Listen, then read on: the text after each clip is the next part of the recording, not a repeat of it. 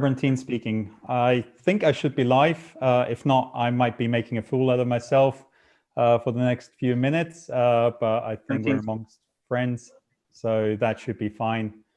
I'd like to welcome all of you to the Football People Festival, Football People Festival of Ideas, as part of the Football People Weeks organized by Fair Network. Let me just very briefly introduce the festival and Fair Network, and also then a little bit more in detail our panel today. Fair is the international body that works to combat inequality in football and to use sports and football more precisely for social change. It's a network that works globally with football's governing bodies, with leagues, with clubs, international NGOs and fans to tackle discrimination in and through the game. The festival itself is an online festival called Football People Festival of Ideas as part of the Football People Weeks, which is the largest campaign for equality and diversity in global football, with over 150,000 people across the world participating in activities every year.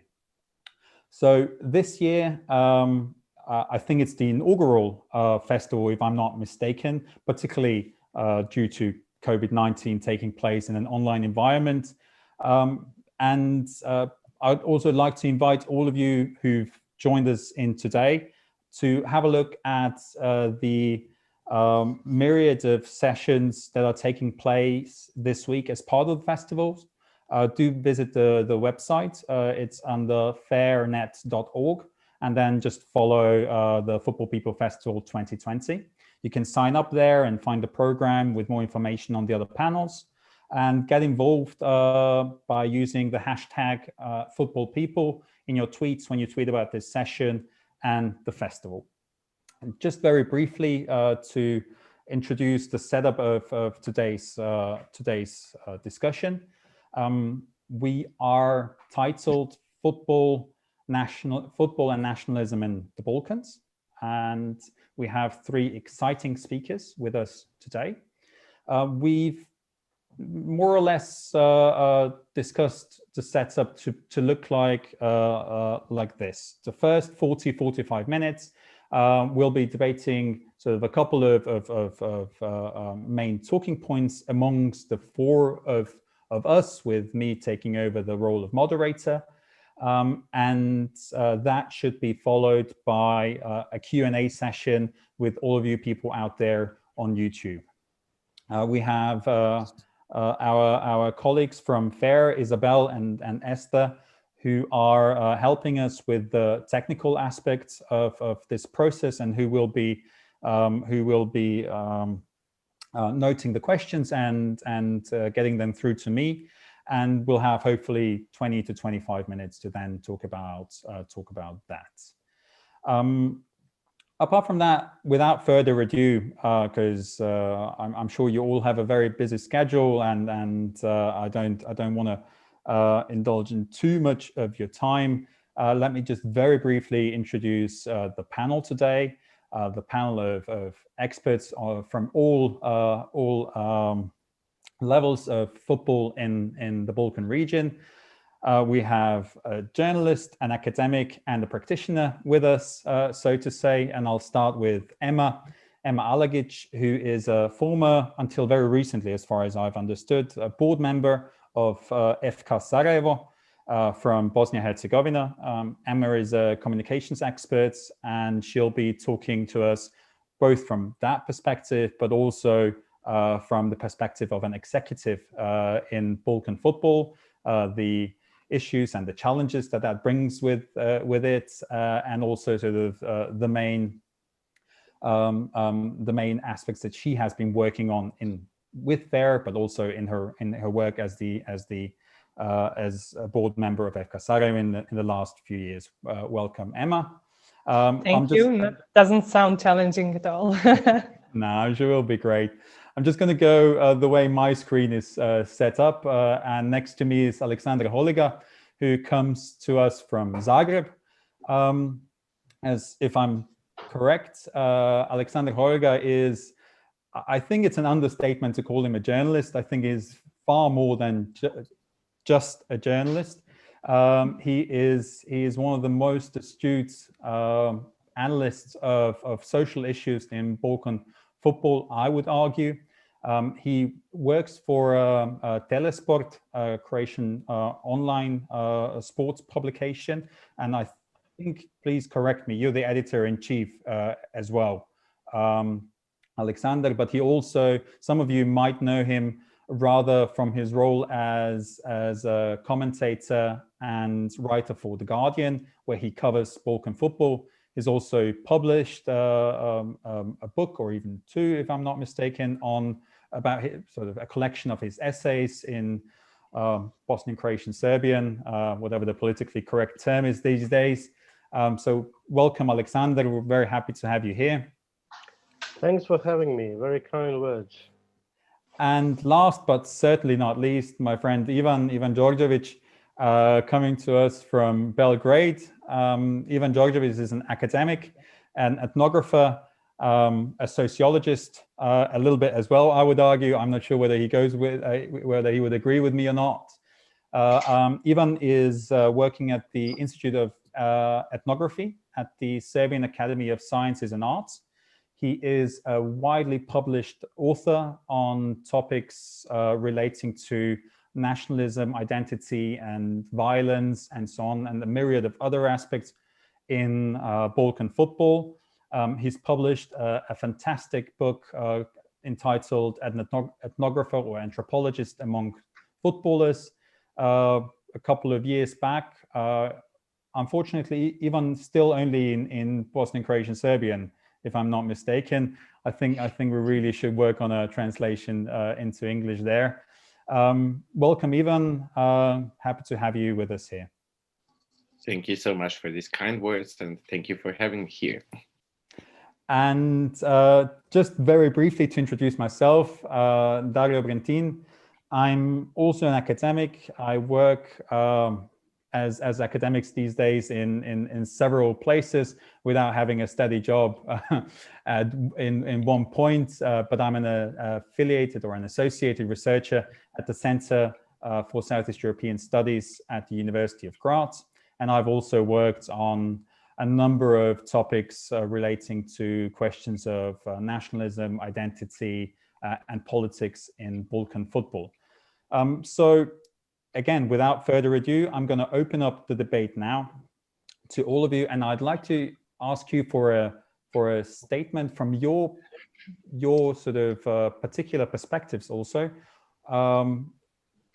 elaborating what you would say are the main issues that Balkan football is facing today, and having in mind that we are sort of here at a festival that deals not just with discrimination, but also with ideas, how to face discrimination, how to overcome discrimination, and how to actually use football as an avenue to better societies. I'm sure that we'll sort of get to this part of the debate a little bit later, whether Balkan football can be a power for good, or whether its destructive elements, which have been, one could argue, dominant in society over the last 30 to 40 years, are still hegemonic to such an extent that we can consider it a lost cause. I don't know. I mean, we can talk about that. Is it the right avenue, or isn't it the right avenue? But without further ado, as said, I'd like you to sort of elaborate from your perspectives what the main issues are, social issues and political issues facing Balkan football today. And Emma, I'd like to start with you again, if that is okay. Okay, that's fine. So hello again. I'm speaking from Bosnia and Herzegovina. So my experience is, as I also lived in Zagreb, and I think anyone who lives in this region cannot find himself just from one little box. I mean, we are so similar, and the region itself, it's like used to be one country. So in the region of the former Yugoslavia, driven by conflicts from the recent history, unfortunately, it is obvious that frustrations and animosity are still present. But the question here is, why is football polluted by such hate speech, and why do those things happen at all?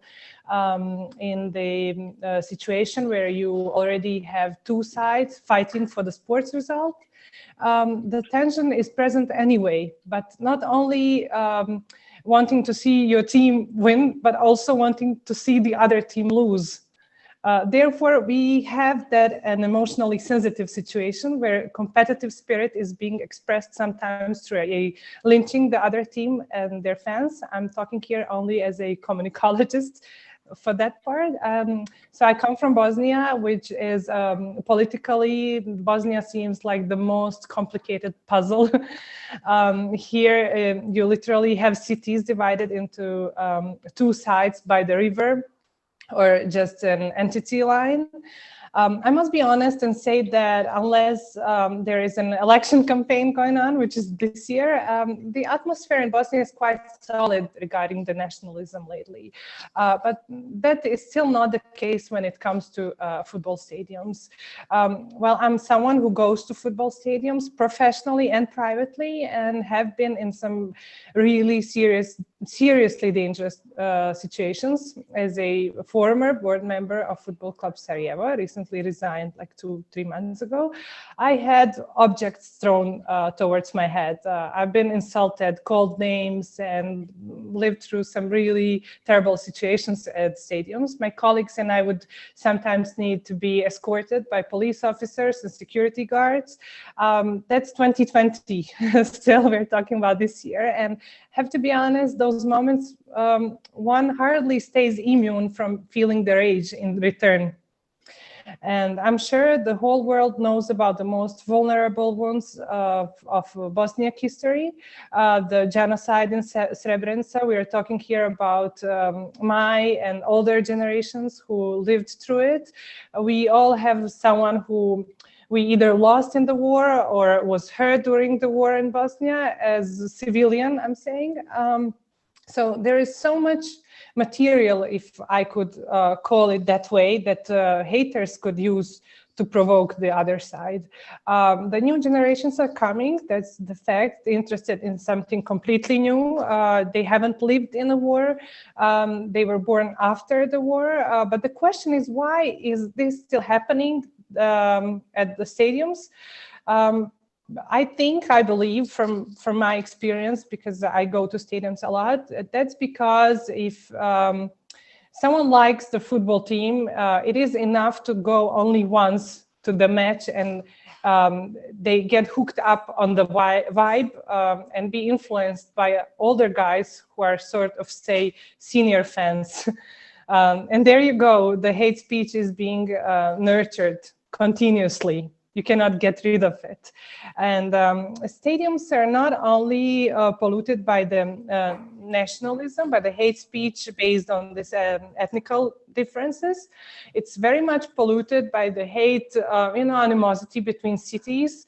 I've been insulted on gender a lot by being a woman in football, and and there is animosity between clubs. But so I'm traveling through Bosnia from stadium to stadium. I must say that, okay, nationalism is a big issue here, but generally the hate speech is something terrible when you experience it yourself. That is generally allowed at stadiums, and it's definitely affecting the beauty of football, the beauty of participating in something that is supposed to promote togetherness, unity, and all the beautiful sports values as they are. Emma would have dozens and dozens of questions, but sort of in keeping with the flow of the discussion, I'm going to head over to Alexander and keep the questions in my head as follow-ups for later on. Alexander, is the situation in Croatia similar, different, something completely new? Well, yeah, there are obvious similarities as well as differences. But I'd say if we're talking about nationalism in football in the region, I think the starting point should be that football here is never just football. Football in the whole of the Balkans, no matter which country you're talking about, has never been fully emancipated from politics. And the politics is not really great, to put it that way, you know. So I think that is the root issue here. If we are going to talk about nationalism at football stadiums and grounds among fans, this cannot be looked upon, you know, isolated. You have to look at it within a deeper picture of the whole society and football itself, which has never been fully emancipated from that politics. I think that's a good place to start when you're talking about any of the countries. And then these other things, these manifestations, they just come afterwards. Mm-hmm. Maybe to follow up on that, Ivan, is Serbia, Croatia, Bosnia and Herzegovina, are they different than other football contexts in that sense? Is it not just what Emma mentioned, too much history to be taken as a weapon against the other, whoever the other may be, on a ethnic or religious or a gender basis? Is it more politics than other contexts? And you know, where does this politicization of Balkan football stem from an academic perspective, or, you know, historically even, so to say? I will agree with Alexander and Emma.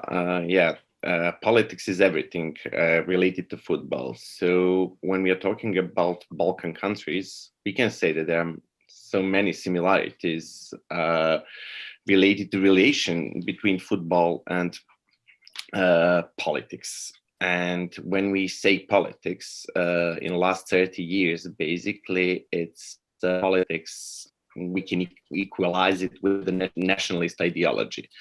So I will just tell one short story, what happened to me in the last couple of days. I think it was in my neighborhood. I was walking around and there was a football match, like youth football match, basically kids like under 18. And there is a small group of football fans of that youth football team, maybe a dozen of them, young teenagers, singing a song, kill the Croat so Albanian won't have a brother anymore.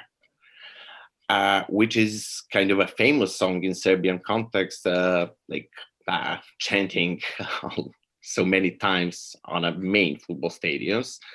And when you have kids who actually probably didn't meet a Croat or Albanian in their life singing that kind of song, you can see how totalizing is that ideology of nationalism.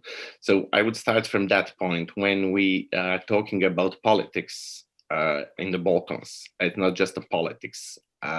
It's like, so to say, far-right politics related to ideology of nationalism. And also, what is a difference between Balkan football scene and other football contexts in Europe?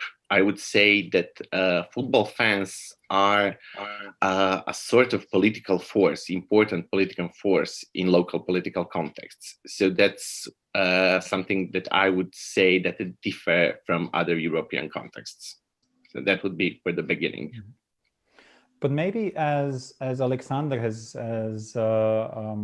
sort of mentioned, and I'd like to sort of get your thoughts on that. If we assume that sport is a social field that is incredibly politicized, and that this is the root of all evil, so to say, within Balkan football, historically, where would you Alexander, locate this politicization? Is this a result of Yugoslav nationalism prior to the disintegration process, and sort of or is it a product of the mid-1980s, the political and economic disintegration of the Socialist Federation? Or is it sort of a little bit further even down the road, a few years later, after the breakup of the Socialist Federation, where the newly composing national states and their newly composing national identities used football, some more, some less, for political goals? Maybe you could elaborate a little bit on that. Yes, I think there was obviously a lot of politics in the former Yugoslavia in football. It differed from time to time. The level of politicization within football changed. It was not the same in every decade. But related to Croatia these days, I think it's more relevant to look at the start of the 1990s.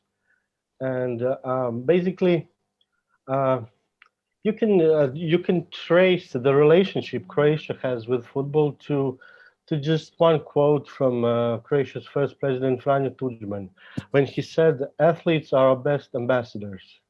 And this quote was mentioned so many times. It was never questioned by anyone. It was just taken as a sort of truism. And if you think about it, what does it really imply? If athletes are Croatia's best ambassadors, then somehow their fortunes on the pitch are related to ours, to general, well-being of the country and its residents. And it's, if so, to not care about football, results in football, in sports, would be deeply unpatriotic. So it's like this implies not only some kind of honor, it also implies duty. You have a duty to respect and support your athletes because they are best promoters of your country. And this, in time, I think it's somehow, it's very, for Croatia specifically, it's very relevant that the national team had so much success, in the 90s, on the first participation in the World Cup. They came third, and this is, this team was really fueled by patriotism, by support at home, and this was taking this became somehow, I don't know, a normal view. It became a rule, and after that, football was one of the very few areas in life in Croatia which was never really de-Tudjmanized. There was never even an attempt to do that. And it was always, while some other, areas of life started becoming more plural, more democratic, maybe not so politicized, it was never the case with football. It always remained politicized institutionally. Mm-hmm. First institutionally, then all the other things. So in time, when a lot of other frictions in society started to appear, I had a feeling that right-wing politics was trying to somehow monopolize, football, because they're always calling themselves, patriots, and it's like they were trying to make patriotism a preserve of the right. You can't be leftist and patriotic. That's the kind of I don't know. That's the kind of thought in Croatia has been for years now. And if so, then they started also to look in football, where for many years lots of bad things were just tolerated. There was lots of discriminatory, even racist chants in the stadium. A lot of things going on which were just tolerated by the authorities, by institutions. And then somehow naturally it became, connected to this side of patriotic part of the society, I can only agree, and I think the four of us amongst us here have all received loads of hate mail on various media platforms and social media platforms. But I don't think I personally have ever been as fiercely attacked as after I called the Croatian national football team the last Tudjmanist institution in Croatia a few years back. So I can definitely agree with what you just said. But I would like to let our other two guests talk a little bit about this idea of athletes and footballers to that extent being the symbolic embodiment of the nation and sort of performing for the nation as a patriotic duty, and elaborate a little bit more about their, under quotation mark, national context, even though knowing that the Bosnian-Herzegovinian context is one where Emma will maybe talk about 3 different contexts in one country. I don't know, maybe this is sort of a provocative question from my behalf, but also having in mind what Alexander just told us about this politicization of football from the 1990s onwards. Who were the driving forces in Serbia and or Bosnia-Herzegovina pushing for, or not pushing, but being the main driving force of establishing the social field of football as a exclusionary, as a field where exclusionary right-wing discriminatory practices have become the new normal? Emma, I'd like to start with you. All right. I'll just add a bit on what Alexander was saying. I totally agree with everything. So football is connected with the pride as well. So there is a national pride, local patriotism, neighborhood patriotism. So what we have here is a gentle surface for emphasizing uniqueness and differences as well. And then we have conditions when you add a little bit of lack of education as well. This is what we get. I would want to add that as well. And the question was, why is that tolerated? That was an interesting question for me. And someone said today that football fans are political force. That was very interesting. So that might be also a reason why this is being tolerated continuously, because when you have a big group of fans, like population of some kind, those are voters as well. You want to be likable there as well, and that's when you tolerate those things. And you're right, it's mostly right wing. And in Bosnia, we have elections every 2 years, which is we have a lot of folklore going on. And we literally have only 1 year rest from the tension in the communication, political communication. And first I said that young generations get influenced once they go to the stadium. That's the fact. You only need to go once, but also there is no way to avoid such a communication through media. Any kind of news portal that you open, it will hit you. People talk about it, and for young generations, I feel so sorry that they cannot just move on from where they want to continue. You know, not we kind of older. I don't find myself older, but we kind of pass it along. We discuss it continuously, and they get it through media all the time. And politics use that a lot, and that's the field where people are weak and vulnerable and emotional, and that's when you have all the conditions to manipulate the mass. And the science, communication science, says that you convince someone with brains, but you convince a voter with brains, but you move the voter by heart. And nationalism, I mean the belonging to some ethnical group, and the patriotism and the pride, it's all that. And as I said, it's a gentle surface. It's the gentle field where you move the voter. And I think the mass is being manipulated as the football is being so popular, and it's also media how you can communicate some stuff, political stuff towards the voters as well. I'm someone who runs political campaigns, so I know all of that, and unfortunately I cannot get away. And just wanted to share that point of view as well. You also mentioned athletes and the role they play in promoting the sport as a healthy environment that nurtures the unity.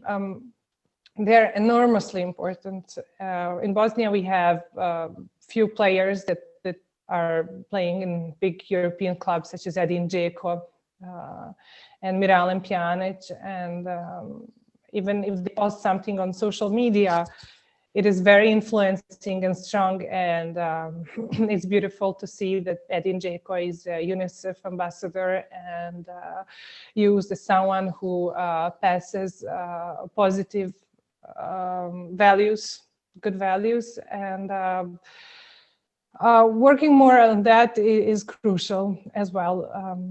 But also, I believe that we cannot give all the burden to their shoulders. We need to change the system. And if you have any bigger problem, then the system is the place where you change it through.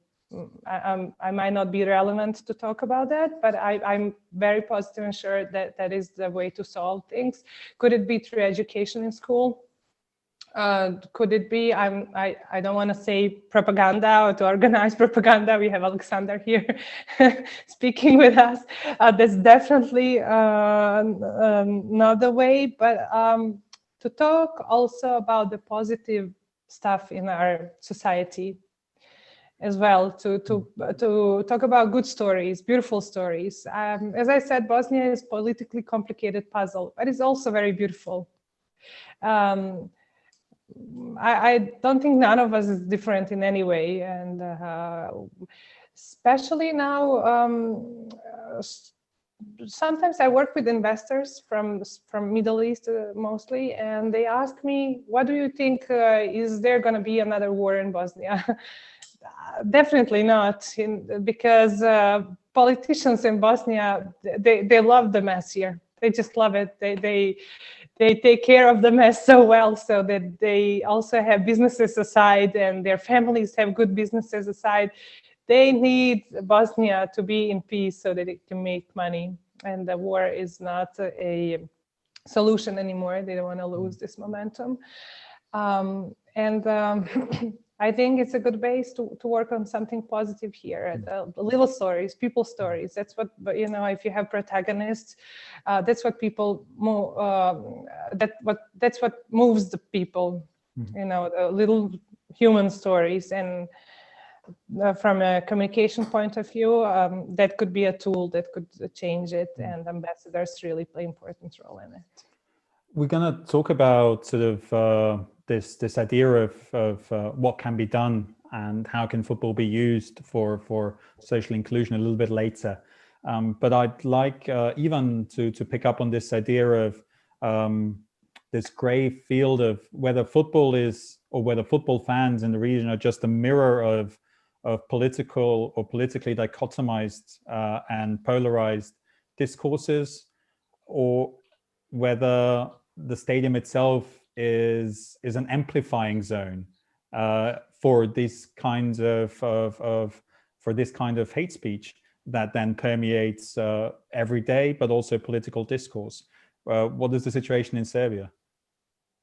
Historically speaking, in the end of 1980s, stadiums were amplifiers for that kind of discourses, especially nationalist kind of discourses in Serbia and Croatia in particular.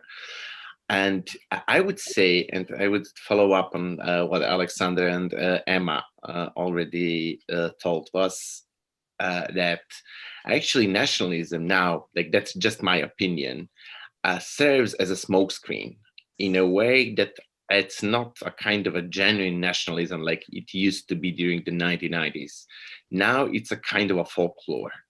Like everything what is happening in the last couple of years, like this case of Josh Šimunić saying "Za dom spremni" and similar kind of chants are normalized.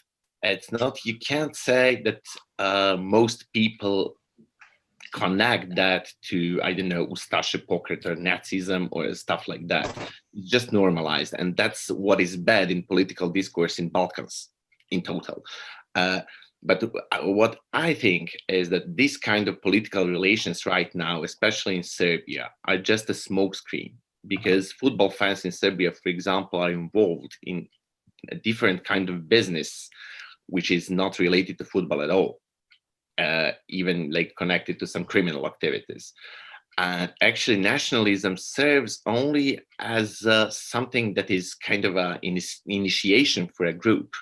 Like they are initiating young people as like inviting them to be a part of something which is noble, patriotic, this kind of stuff. And then of course, this is not important at all. Like for example, because of political relations with the now president of Serbia, Kosovo is not even mentioned on the stadiums anymore. Or if it is, for example, football fans were against gay pride and organized very violent incidents in the streets of Belgrade during the beginning of the 2000s. And now they're just completely silent about that. So you can see that this nationalism is basically, it is historically rooted, but the content is completely different. And as Emma pointed out, now political elites need some sort of ideology that is related to nationalism. And I would say that football fans, at least in Serbia, are behaving the same. They are using nationalism as a smokescreen to do their own business. Thank you for that. Maybe sort of because of the time restraints that we also have, we've established that discriminatory behavior, may that be homophobia, nationalism, far right nationalism and ultranationalism, anti-Roma discrimination, and so on, has more or less become a banalized form of both symbolic but also physical violence in Balkan football stadia and beyond. Now that, I think some of you, or maybe all of you, have said that very little is being done about that.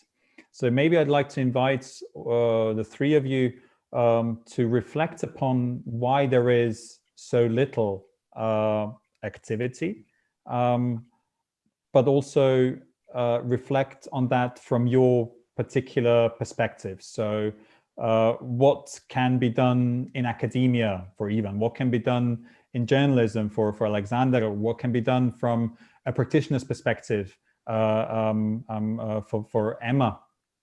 And what needs to be done on these levels in order to make our game beautiful again, and not leaving it behind for those who are currently having the power over it. Nonetheless, you don't necessarily only have to reflect on it from your perspective, but also to talk a little bit about the national context of football authorities or footballing authorities and their attempts to tackle these issues, and why, if there are any tackles, why they're not succeeding, obviously, or arguably. So Emma? Sure. Yeah. Well, as working for the football club, I must admit that this is a tricky question, because once you are managing the club, you also need to be liked by fans, because they have very loud, as you said, microphone to speak about you and to ruin your reputation as well. So in the end of last year and the beginning of this year, just because of one decision at the management of the football club that I still personally and professionally believe was right thing to do. We faced riots from fans and a horrible situation, and I had posters with my face and faces of my colleagues, board members. We had our faces on posters all over the city, and we were. I even had some incidents on the street when I was walking with my kids, stuff thrown at my face and stuff like that. And that happens when you do something that fans don't like. And decisions such as, well, there is a one way how we prevent it, but also how do we solve it? This part, how do we solve it, is a very difficult one, because you want to be liked by fans because they decide on your reputation. All of my colleagues and myself, we volunteered for the club. And we also have jobs that feed us and our children and our families. And those jobs were at risk because I'm responsible, for example, of the reputation of my clients, companies that have reputation, and they know I represent them in media and in the business community as well. And my colleague also needs to have a great compliance and no incidents, pure reputation and stuff like that. And then having that in media, having all that also influences. And that's when you're just being practical. You know, I'm not proud to say that. But I'm very sure that the other managers of other football clubs are also trying to be as practical and pragmatic as possible. You know, because someone also said that fans can be dangerous as well, and they're emotionally driven so much that they find themselves as they live for the club. And if you ask me where is the solution, that might be one of the reasons why I resigned. It was a lot of on my shoulders, and I said to myself, if I can contribute, and as much as I can contribute to the club, I'm here. And then I got hit from the other side, and I said, like, I have to make this smart decision. And I'm sure this is not just my case and not the case of Football Club Sarajevo. Thankfully, luckily, we were given the chance by fans to continue on the strategy that we brought, and we have the sports success. Second year in a row, we win the league, and the first time in the history we won the double title, and that could happen again actually this year. Two of my colleagues stayed on the board, and we gained the trust, but it was not easy, and that could also be a reason why clubs are being pragmatic when it comes to solving the problem that happens at stadiums, just like closing their eyes, don't want to see what's happening. Or and then there is another dilemma. Should we publish this in media? Should we give them the space? I'm sure a stadium, we have 30,000 people at the stadium at a European match. I'm sure there are families there. They're like beautiful people there. Not all of them are the same. Just you have some individuals who can spoil the party, and but should we give them the space, or let others enjoy it and bring positive stories from the match, whatever the result was? We all know that some cameras in the European matches will not give attention, you know, to some incidents. But spoils the party, definitely. And should we talk about it in media? What effect do we bring? Do we encourage people who think the same way, or do we point the finger and say this is wrong? also the way we do it is tricky, and someone needs to think about it. You know, just talking as a public relations person here, and those are the questions I would also like to get an answer for myself as well. Well, Emma, thank you for being so frank and also illustrating to many of our listeners and viewers who know maybe a little bit less about the context, what the actual challenges are for people working in footballing authorities in the region. But you also mentioned very prominently the role of the media. And that's why I'm going to look to the other side of my screen to Alexander, who I know has been very vocal, very critical, and has, due to that, also been a target of not just one shitstorm. I think you can count them in the dozens, but you don't seem to care. That's also my feeling about how you approach this. But maybe also for you to pick up on what Emma said, the difficult role of the media in being this constant criticizer of the status quo. Well, I think the current issue in Croatia, at least, is that these nationalism-related issues or discrimination-related issues are not being taken seriously among the fans, among the general public, but also among institutions. You know, Croatian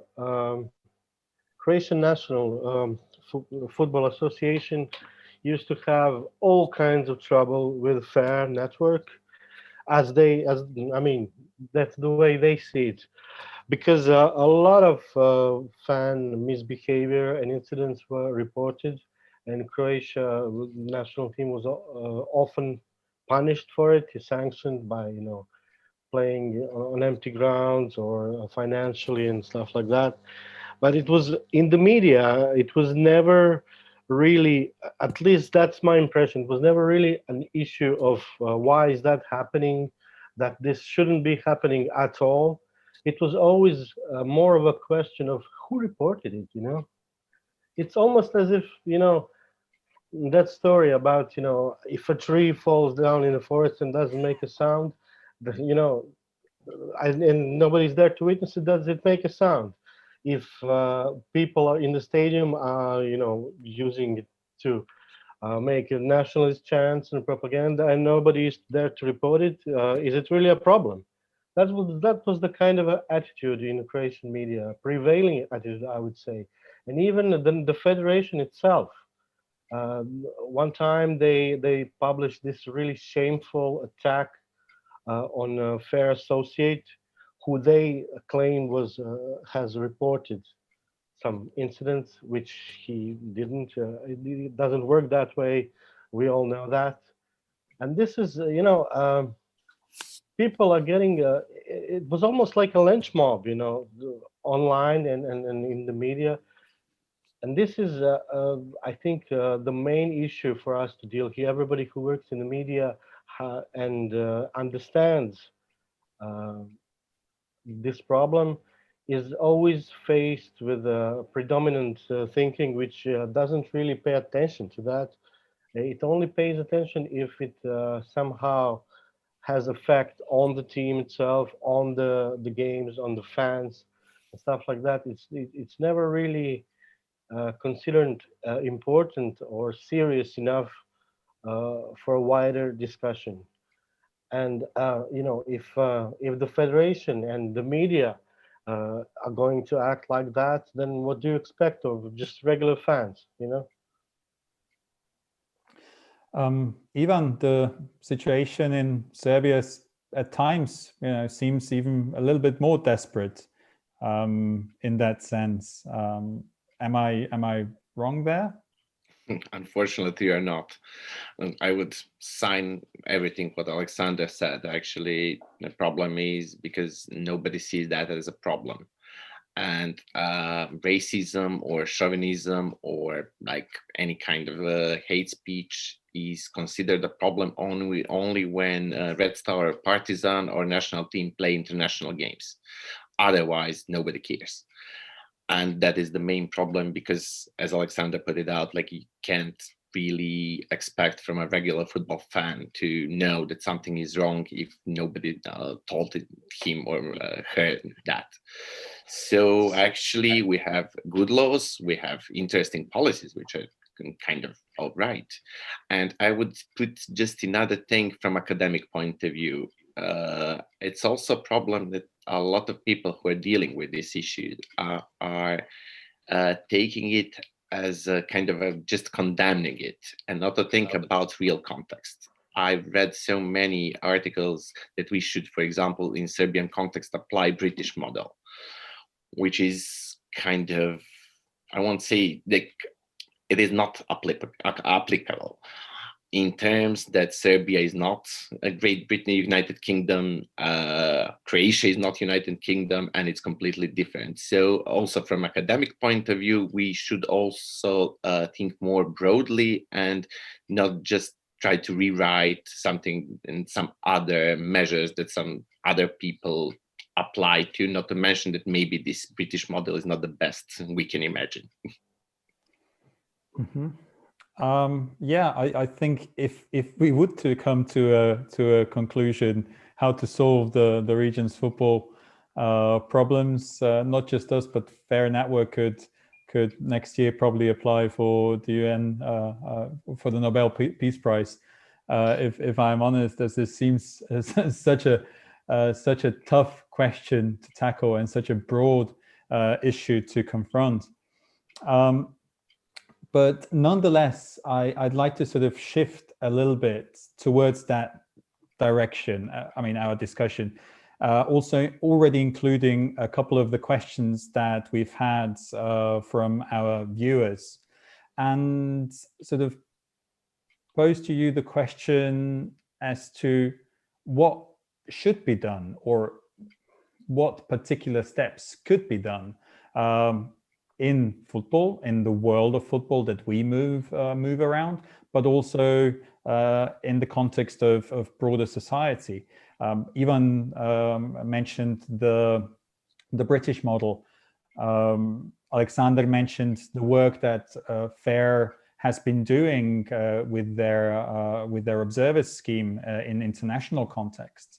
But a question here from Sarah, who asks whether there's any grassroots organizations in the regions who aren't necessarily attached to clubs, who try to work across nationalities and ethnicities, who should be getting support not just in the national context from national FAs, but also in an international context from international footballing bodies or organizations like Fair Network. And to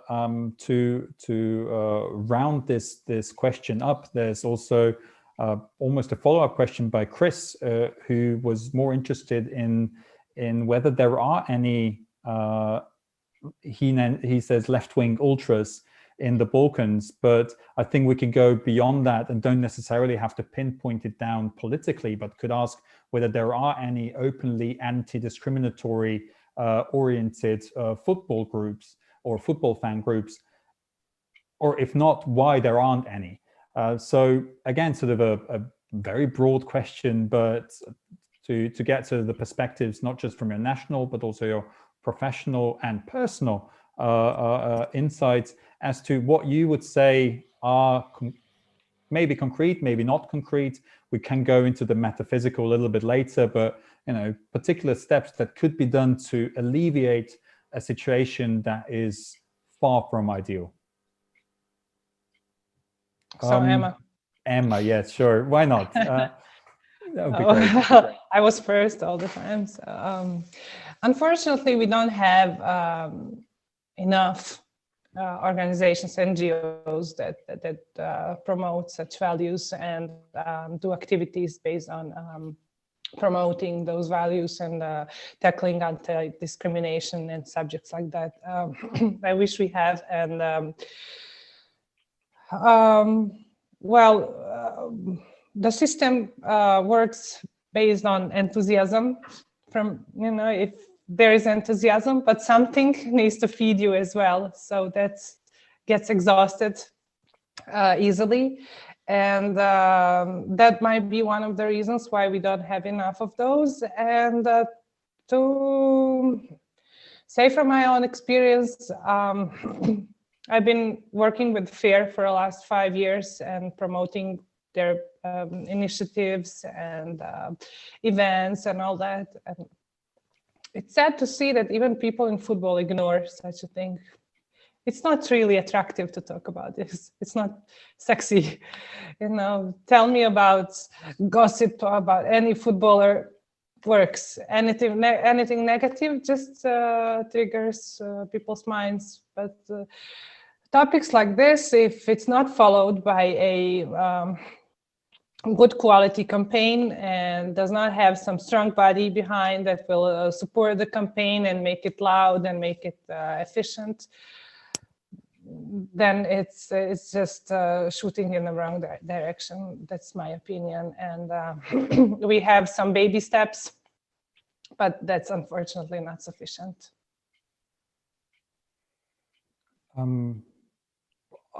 In order to mix things up now, I'll go over to Ivan and then to Alexander, because I also know that Ivan has wrote about the limits of anti-discriminatory practice amongst football fans in Serbia himself, so in an academic context. So maybe also to bring that expertise in again.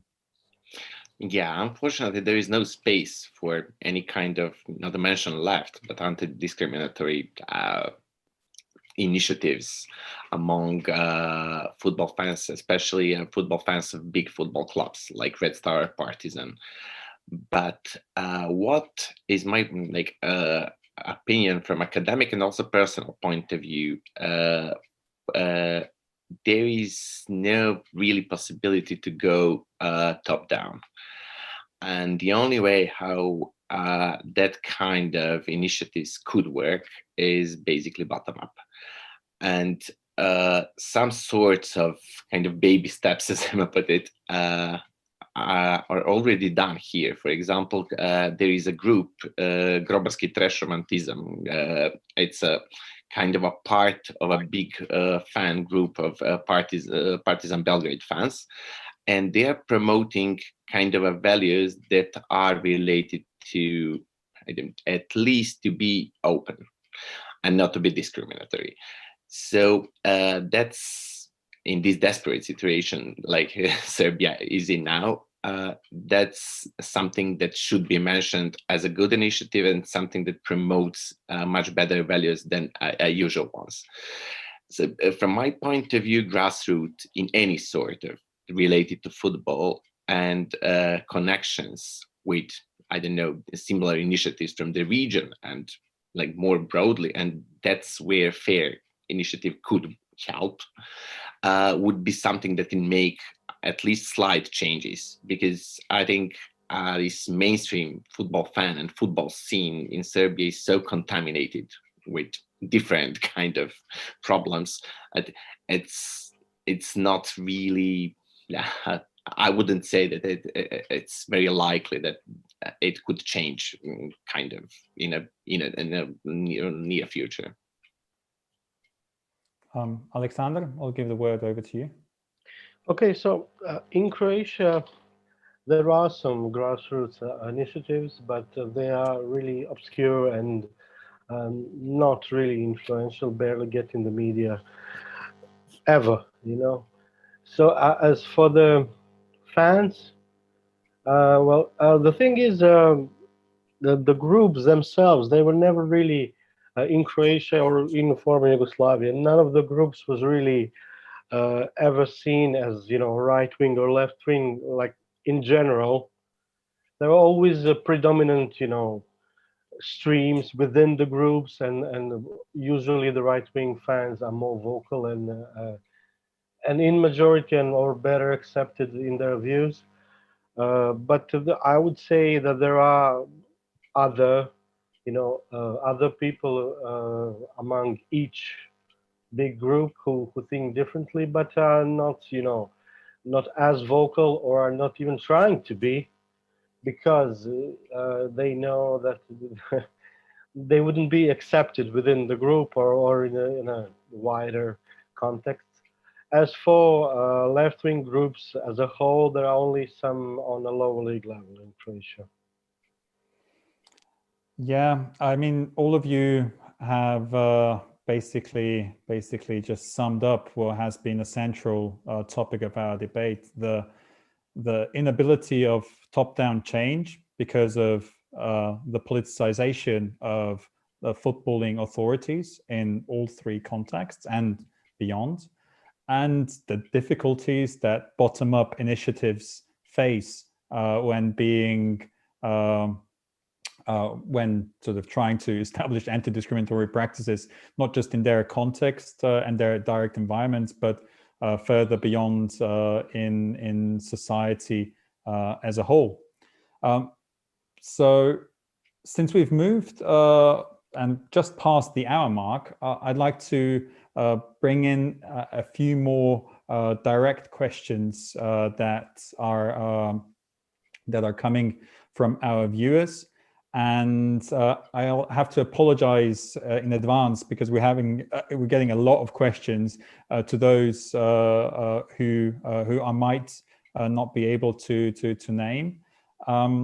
But here we've got an interesting one that's that we could combine, and it's from Cecilia, who asks whether the comparison between the situation in the Balkans and other countries that have suffered similar issues or suffer similar issues, I'm guessing she refers to other post-conflict contexts in general, would also result in sort of an idea or two how to move beyond the sectarian, racist, and discriminatory culture in football. And I asked the question in particular because we had a second question from the beginning from Ken, who asks, and this is a context we haven't spoke about at all yet, the Kosovar context, who specifically mentions the Irish Football Association and the work that has been done in the Republic of Ireland and Northern Ireland on issues of sectarianism in football, and whether these kinds of examples, or one could also look at the Truth and Reconciliation Commission in South Africa, and how sort of the Rainbow Nation concept has been introduced in South African sports, whether these kinds of international comparisons would maybe result in an idea or two, or whether our national, and I'll say our national context or our context in the Balkans is so different and marred by such specificity that comparative work is very difficult because of the local context. I don't know, this is maybe a very difficult question, but Alexander? Yeah, I think any of those things could be useful to look at, but those who should, look into it and do something about it would not. I mean, it's not a question of the football federation, any football authority. It is a wider social question, and it will only be if politics decides to do something about it that things can be done. Because as I already said, it's all intertwined with politics, and it's all controlled by politics. And if they decide to do something, even for show, then something can be done. Otherwise, this is just, I mean, otherwise I don't even see a point in discussing that. I mean, you could have somebody look into it and propose it to the football authorities, who would say, oh, that's fine, that's really good. Maybe they would brag about it in the, to UEFA or to Fair Network or whatever, but they wouldn't do anything about it. Just not the way stuff works. In the Balkans, the football federations are either not interested in doing anything that's really relevant, or are powerless to do that without the support of politics. And in the end, it's, it comes to the same thing. I agree. I agree, definitely. That's the biggest problem, because if you don't have a kind of a wider political decision or wider political consensus, it's really not easy to apply to football. And football federations in the Balkans are really not very interested to solve problems. So, yeah. They're not even independent to solve none problems. So. Yeah, I also agree with Alexander. To be able to change anything, first you need to want it. You need to be motivated. And if there is an interest and motivation, but ... Maybe as a suggestion and a question from a viewer, Jack, who asks whether a pan-Balkan football club competition could encourage potential greater integration and communication, or whether it would just provide opportunities for conflict and even further exacerbate the situation as it is. It would be a festival of corruption, because now you have Croatian corruption, Bosnian corruption, Serbian corruption, and so on. This will be everybody coming together, and it'll be a feast for them. But for regular fans, for all of us who are in either way, involved with football, it would be a disaster.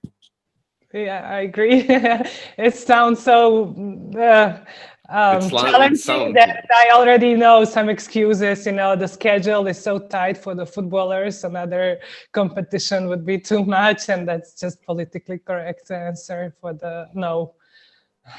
Actually, it would be like Bosnia. Yeah. A big one. Yeah, a feast of corruption, definitely. Yeah, I would be amazed if it ever starts and finishes season. I would be amazed. I would probably hide. Yeah, I'm not too convinced either, I must say, but I'd like nonetheless, despite the gloomy status quo that we are all facing, to ask you to sort of go very deep into your very positive selves that you are at the very core of your being, and to think about whether there are any pathways to rebuild trust and relations through football, and in the broadest of sense, or social cohesion, integration, inclusion, and whether we can move beyond this idea of football serving as a symbol of nationalism. As much as I would like for you to go into your deepest positive center of a core of yourself, be frank. If you think that this is too challenging, or this is too much to ask of football, I mean, this is also, I think, a very fair argument to say, why should football deal with all the hardships and problems that societies face? But is there a contribution that football can have for sort of a better understanding, may that be across ethnicities and nationalities, but also across borders? Initiatives that like open fun football schools, for example, thinking out loud here, that operate in Bosnia and Herzegovina, but also in Kosovo. Grassroots initiatives, as small as they may be, and Alexander also mentioned them. We know that they're very small, but small things can grow into something beautiful. But also they are faced by plant-eating vultures who want to destroy them at their weakest point. But I'm gonna again sort of mix things up and start with Ivan here. And then sort of move from Serbia to Croatia back to Bosnia and Herzegovina. For me, like privately, football is not something that divides at all. Like for me, it's the most emancipatory thing you can imagine, because it raises class, it raises nation, it raises so many things. Because when you are in the stands cheering at your team, and you are like equal with everyone else. And that's something which is more beyond football. This feeling, it's not like possible to explain to anyone who didn't actually feel it personally. So yeah, I think we should think definitely positively, and not to be so kind of bitter about the situation in football like we are right now. And we should always think, that's what I think when I read Telesport, for example, how enthusiastic they are about promoting real and good football values. And thank you for that, Alexander. And that's, from my point of view, a good way how to treat football, to think about football and what is the beauty of football. And that's why I've mentioned grassroots initiatives, because maybe they are small, but at least like they can promote that kind of values, and who knows, maybe in the near future that they will grow and become a mainstream. So yeah, that would be kind of my positive 2 cents. Okay, is it Emma? No, I actually wanted to move from Belgrade to Zagreb, and then we're going to go to Sarajevo. You know, football has always been a catalyst for change, and it can remain. So, if you're talking about, you know, some cooperation between the nations, and that has never been a problem. I mean, the criminals were the first to cooperate with each other within the Balkan countries. So that also happened in football. And I don't think that's the main issue here. I think each of us in any of the countries in the region, or some other countries that are not present here, represented here, we should all first look how we can change and improve things in our own, you know, courtyard. So I think for now, it's all down to just, you know, initiatives and enthusiastic people who are trying to do something. It's not easy because you have to fight the system that it's completely rotten. But I think whoever has positive thoughts on the values of football, on the impact it can have within a wider society, anybody with that kind of thought should encourage other people to get involved. And, you know, as Dario said, small things can grow into something beautiful. That's for me. Yeah. My turn. Okay. I personally believe that football is still mostly a happy place in Bosnia, and I want it to be more and more happy. But that homework I would give to football association when it comes to the system. And in Bosnia, we have the national team that is diverse and definitely sends the beautiful picture of players coming from different ethnical backgrounds, and that is something that definitely adds more beauty to the football and helps in promoting the good values. But there's also another level when it comes to the clubs, and probably I'm a nerd. I'm someone who believes in the system, and getting support from the system and having some kind of rules. I think that's the way to treat stuff like that as well. And from a marketing point of view, they systematically also give a space to good stories will improve football as a happy place. Will promote it that way.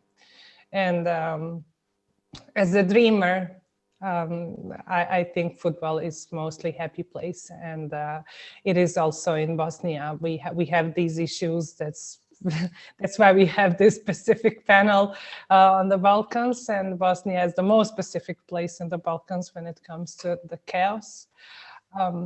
But yeah, sport in general is a amazing media and tool to use purposely to promote good stuff, and that would be all for me. Well, I think we actually managed for this debate to end up on a very cautious, but nonetheless on a very on a positive note. So I'd like to thank all of our presenters or panelists today, Emma, Alex, and Ivan, for joining us in this debate today. I'd like to thank our viewers who, as I was told, were listening and watching from all over the world: India, Brazil, Colombia, the US, the UK, loads from the Balkans as well. I'd like to thank all of you for joining us and staying with us for now an hour and 15 minutes.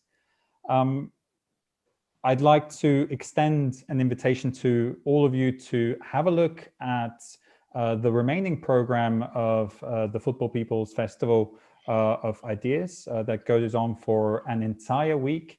It is available on the website of Fair Network and also across social media platforms. You can find it using or looking for the hashtag of Football People.